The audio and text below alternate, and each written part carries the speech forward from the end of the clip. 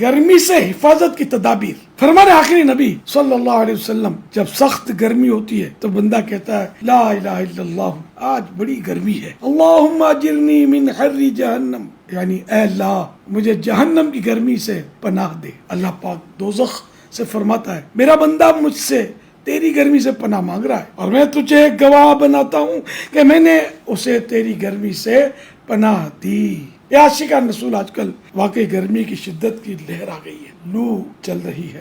یاد رکھیے گرمی کو برا کہنا بری بات ہے، کیونکہ گرمی کا گلہ شکوہ کرنے والا ایک طرح سے گرمی کو پیدا کرنے والے یعنی رب العزت کی شکایت کر رہا ہے. گویا کہہ رہا ہے کہ دیکھو اللہ پاک نے گرمی بڑھا دی ہے. تو یہ مناسب نہیں ہے. ہر موسم اللہ پاک کی طرف سے ہی ہوتا ہے. موسم کی تبدیلیاں بھی رب کریم کی طرف سے ہوتی ہے. کبھی ہوا زور سے چلتی ہے، کبھی رک جاتی ہے، کبھی بارشوں کا زور ہوتا ہے تو کبھی خشک سالی ہوتی ہے.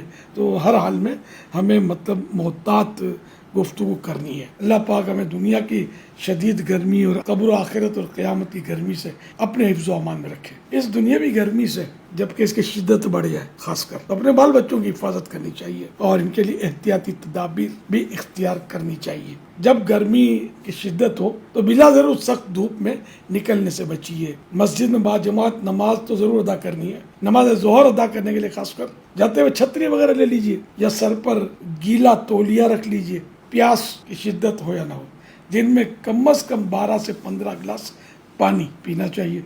اور یہ بھی اس میں بھی دیکھنا چاہیے کہ اگر کام ایسا کہ پسینے خوب بہ رہے ہیں تو پھر مقدار پانی کی بڑھانی ہوگی. حتی الامکان گھر کے صحت بخش جوسز استعمال کیجیے، مثلا ستو کا شربت، کھیرے کا جوس، ناریل کا پانی، شہد ملا پانی، لیمو پانی اور نمکین چھاچھ وغیرہ. گنے کا رس بھی اچھا ہے. گنے کا رس گھر میں نہیں نکالا جا سکتا، عام طور پہ یہ بازار سے لینا ہوتا ہے. تو جب بھی گنے کا رس لیں تو یہ ان سے بات کریں کہ بغیر برف کا وہ نکالیں، کسی قسم کے اس میں مٹھاس نہ ڈالیں. تو خالص گنے کا رس یہ کافی مفید ہے، کئی بیماریوں کا اس میں علاج بھی ہے. تو اس طرح کے عمدہ جوسز استعمال کیجئے، اپنے بچوں کو پلائیے. ایسے پھل اور سبزیاں جن کی تاثیر ٹھنڈی ہو، مثلا کدو شریف، توری، لیمو، کھیرا، سلاد، تربوز، فالسا وغیرہ وغیرہ استعمال کیجئے. ممکن ہو دن میں کم از کم 2 مرتبہ اور نہ ایک ہی مرتبہ نہا لیجئے. تو انشاءاللہ اس سے پسینے کی بدبو بھی دور ہوگی، بدن کو بھی ٹھنڈک ملے گی. فاسٹ فوڈ اور گرم تاثیر والی